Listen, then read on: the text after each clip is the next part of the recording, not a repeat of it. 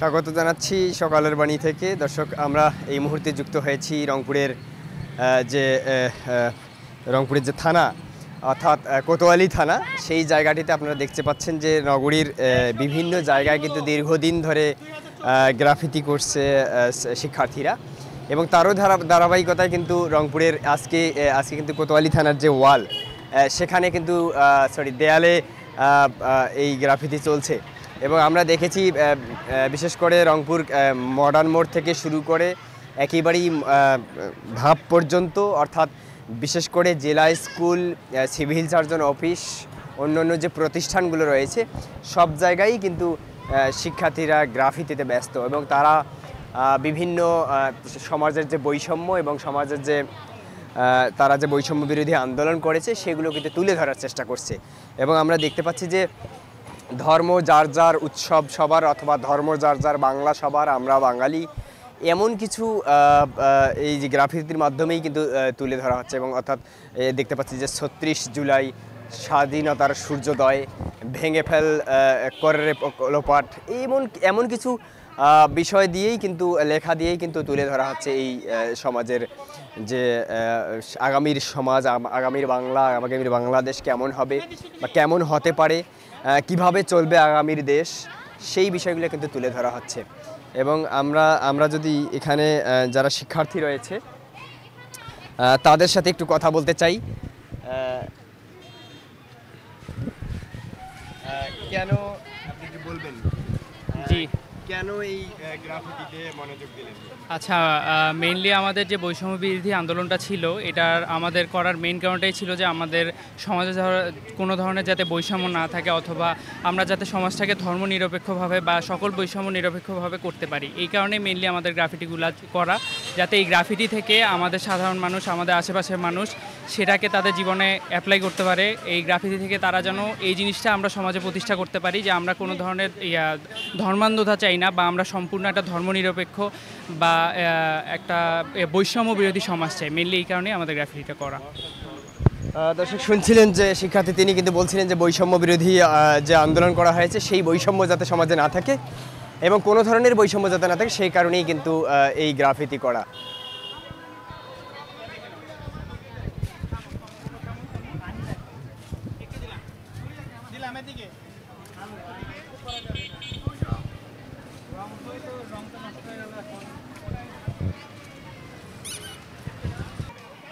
আসলে এতদিন আমরা বৈষম্য বিরোধী ওয়ালে লেখালেখি করেছি, এখন যেহেতু আমরা নতুন দ্বিতীয় স্বাধীনতা অর্জন করেছি, তাই আর বৈষম্য বিরোধী কোনো কথা লিখতে চাচ্ছি না দিলে, তাই নতুন করে বাংলাদেশ গড়ার জন্য আমরা আমাদের কাজ দেয়ালে খোদাই করতেছি। আগামী বাংলাদেশ হবে শান্তি, সম্প্রীতি, বৈষম্য বিরোধীহীন, যেখানে আমি ইচ্ছা নিজের ভাব প্রকাশ করতে পারবো কোনো ভয় ডর ছাড়াই। জি, এই যে আপনারা বলছেন দেশ স্বাধীন হয়েছে, আপনারা বলছেন যে একটা বিজয় পেয়েছেন জি আন্দোলনের পরে, সেক্ষেত্রে এখন কি মনে হচ্ছে? এখন যা মনে হচ্ছে যে আমাদের যে বৈষম্য বিরোধী আন্দোলন, তো এই আন্দোলনটা মূলত হয়েছে হলো বৈষম্য যাতে না থাকে দেশে, ঠিক আছে? তো আমরাও চাই না যে ভবিষ্যতে কখনো বৈষম্য ফিরে আসুক, আর বৈষম্য আনার জন্য যদি কেউ আবার অপচেষ্টা করে থাকে তার বিরুদ্ধে আমরা কঠোর হতে বাধ্য হব, এবং আমরা ছাত্ররা কখনোই রাজপথ ছাড়তেছি না, ঠিক আছে? দর্শক, শুনছিলেন যে বৈষম্য যাতে কোনো ধরনের বৈষম্য না থাকে, সে কারণে কিন্তু শিক্ষার্থীরা তাদের যে আন্দোলন সেটি কিন্তু করছে, এবং এখন কিন্তু গ্রাফিতির মাধ্যমেই করছে। আপনি কেন গ্রাফিতিতে মনোযোগী? আচ্ছা, এটা হচ্ছে বাঙালির একটা ঐতিহ্য, হচ্ছে যে তারা কিন্তু পয়লা বৈশাখে যদি আমরা দেখি যে আমরা আলপনা দেই, তো আমরা আসলে আমাদের প্রতিবাদটাকে হচ্ছে এইভাবে উপস্থাপন করতেছি, এবং এইগুলো আঁকার মাধ্যমে আমরা শহরবাসীকে এটা জানাতে চাই যে তারা যেন কোনোভাবেই স্বৈরাচারী বা আমরা যে আন্দোলন করে দেশকে নতুনভাবে স্বাধীন করছি সেটা যেন বজায় থাকে, এবং কোনোভাবেই যেন স্বৈরাচারী এখানে প্রতিষ্ঠিত না হতে পারে। আমাদের শহীদ ভাই আবু সাইদ ভাই যে আমাদেরকে পথপ্রদর্শক, আমরা যেন তাকে স্মরণ রাখি এবং তার আদর্শকে ধারণ করতে পারি, এটাই হচ্ছে আমাদের। দর্শক, শুনছিলেন যে গত মাসের 16 তারিখে কিন্তু বেগম রোকেয়া বিশ্ববিদ্যালয়ের শিক্ষার্থী আবু সাইদ নিহত হয়েছেন। এবং এই নিহত হওয়ার জায়গা থেকে কিন্তু এই তারপরে কিন্তু দেশে একটি গণ আন্দোলনের সৃষ্টি হয় এবং যে জায়গা থেকে কিন্তু আমরা দেখেছি যে বৈষম্য বিরোধী আন্দোলনে সারা দেশ কিন্তু ঝাঁপিয়ে পড়ে এবং তারপরই কিন্তু একটা বিস্ফোরণ হয়ে যায় দেশে। তারপরেই কিন্তু আমরা দেখেছি যে এক দফা দাবি জন্য আন্দোলন করে শিক্ষার্থীরা। তারপরেই কিন্তু এই দেশ ছেড়ে চলে যান আওয়ামী সরকারের প্রধানমন্ত্রী শেখ হাসিনা। আপু, কেন এই গ্রাফিতিতে মনোযোগী হলেন? গ্রাফিতি কি কি বার্তা? আসলে আমাদের গ্রাফিতি আমরা যখন এই আন্দোলনটা করেছি দেখা গেছে যে আমাদের যে দেয়ালগুলো আছে ম্যাক্সিমামই নষ্ট হয়ে গেছে, রক্তে হোক বা হচ্ছে মারামারির জন্য যেভাবেই হোক।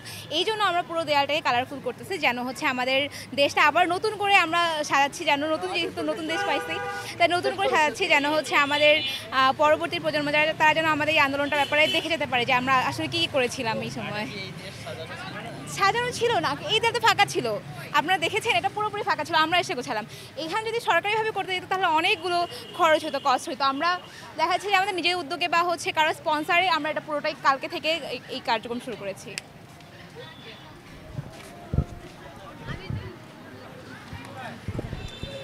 দর্শক শুনছিলেন এই যে বৈষম্য বিরোধী আন্দোলনের পরেই শিক্ষার্থীরা কিন্তু এর আগে যেমনটা মাঠে নেমেছিল এই স্বৈরাচার দূর করতে এবং বৈষম্য দূর করতে, ঠিক তেমনই কিন্তু এখন তাদের যে ভাষা ভাব সেগুলো কিন্তু গ্রাফিতির মাধ্যমে প্রকাশ করার জন্য এখন আবার নতুন করে মাঠে নেমেছে এবং তারা যে আগামীর বাংলাদেশ চায়, আগামীর বাংলাদেশ কেমন হবে, স্বৈরাচার মুক্ত হবে আগামীর বাংলাদেশ, কোনো বৈষম্য থাকবে না আগামীর বাংলাদেশ, সেগুলো কিন্তু তারা গ্রাফিতির মাধ্যমেই তুলে ধরতে চায় বলে জানিয়েছে শিক্ষার্থীরা।